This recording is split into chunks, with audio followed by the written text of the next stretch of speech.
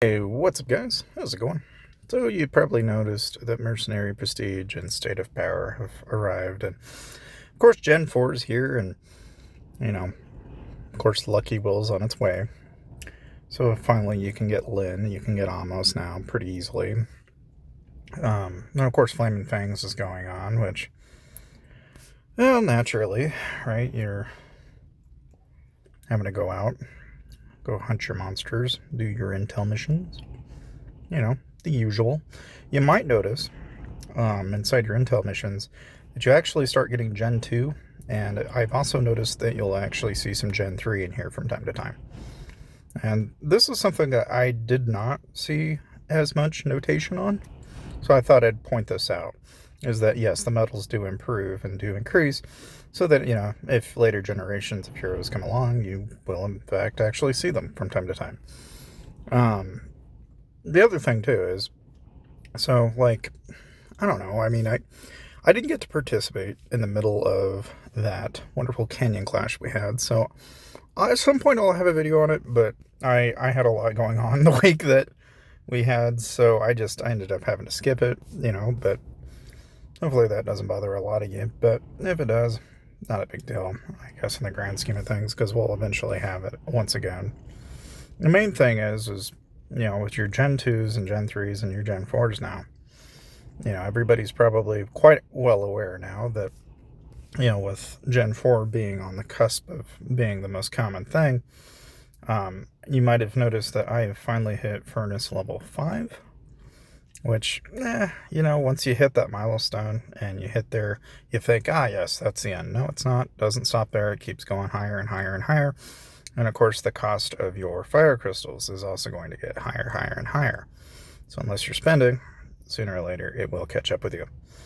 And so, Flame and Fang is not an event you want to ignore. You want to make sure that you're going around and hitting monsters as much as possible. Because again, this is the only opportunity you're going to have to get lots of speed ups, lots of fire crystals, mostly for free.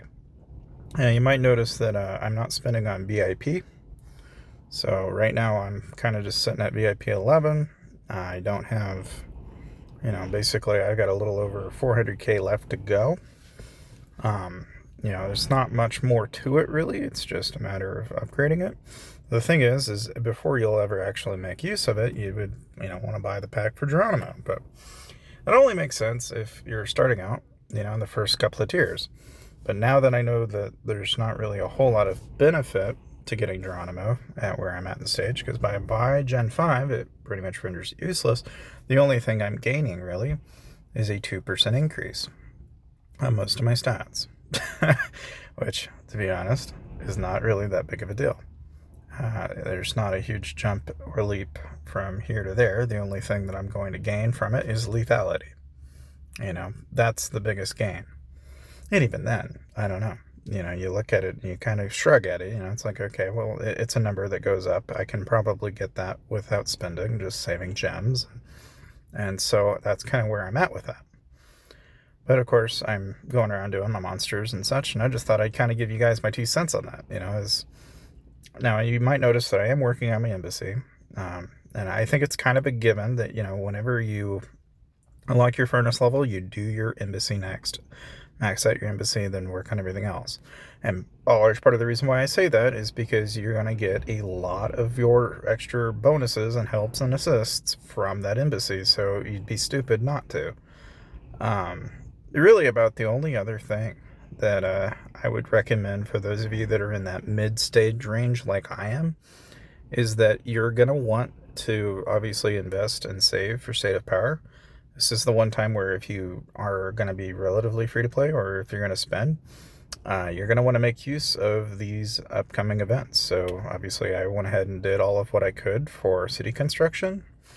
And does that rank any? No, hardly. You would really have to contend with the people that are spending quite a bit of money to max out their buildings, or people that have saved a lot of speed ups, because you're going to have a really hard time competing with them. But you can unlock like the actual token rewards, and that's really all that you're going to need in the long term anyway, because you can then use these tokens for fire crystals. And if you're wondering, yeah, I recommend spending those on the actual crystals themselves, as dumb as that may sound. Because it all adds up. It really just, you want to have as many crystals as you can possible. It's just one of those things that becomes a necessity even in the late game, because eventually T11 troops, as well as a lot of other features in the game, are going to be dependent on the amount of fire crystals you possess, and thus you're going to thank me later when you actually have a nice stash of these. Of course, doing arena is kind of a given. Again, this technique still works. You can hit skip. But again, this is just, I think kind of the generality of it. Being that I am somebody that is running with Gen 2, and I don't really have very good Gen 3 right now that people are running Gen 4, it's obviously going to become more detrimental for me to be able to be competitive inside of the actual arena itself. And you might be wondering, how do you contend with that? And it's really not something you can do a whole lot about unless you're willing to spend a lot of money. So the most that you can do is actually just try to outplay or outfox the players that are in the actual arena itself. And so what I like to do is compare and contrast what you see already. So like this guy's up at 20 mil. He's already got Logan, and yeah, he's basically got a Gen 3 lineup, but he has not yet possessed any of the new heroes completely maxed out. And yet you'll see people like Takeshi that already have them, already got that guy maxed out, just right out of the gate. Now, of course, you look around and there are going to be some players that are going to be within range, right? But they're not all the way at the top. And that's all has to do with the fact that activity really kind of triumphs over anything, right? I mean, people get into this habit of doing a lot less for very little, and that's fine, but you definitely don't want to skimp out on getting your extra arena rewards, because, you're just kind of kicking yourself in the foot every time you don't. Of course, I don't know. I mean, outside of that, doing my infantry and training troop build up. Of course, I've got my research going strong. I've fixing to do a marksman attack. We'll eventually do lancer attack, and then we'll start working our way down the battle tree. A lot of these things are just kind of givens, but again, my suggestion for anybody out there is that you really do want to save a lot of your fire crystals when you're starting out, because you won't realize how expensive and really how cheap they were back then.